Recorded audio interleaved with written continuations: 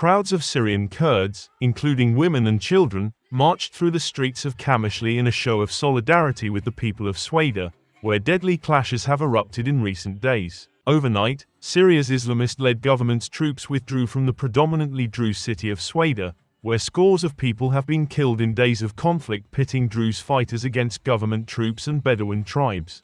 But in a worrying development, a military commander for the Bedouins said their fighters had launched a new offensive in Sweida province against Druze fighters and that the truce only applied to government forces. The Bedouins, a collection of Sunni Muslim farmers who have long-standing frictions with the Druze, were seeking to free detained colleagues. A round of fighting between the Bedouins and Druze earlier this week prompted the government to send troops to Sweida to quell the fighting, but the violence then grew until a ceasefire was declared.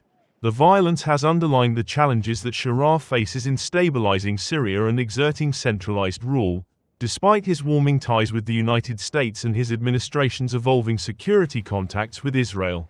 Syrian Bedouin families from Sweida fled toward Daraa, escaping what they described as brutal attacks by Druze fighters.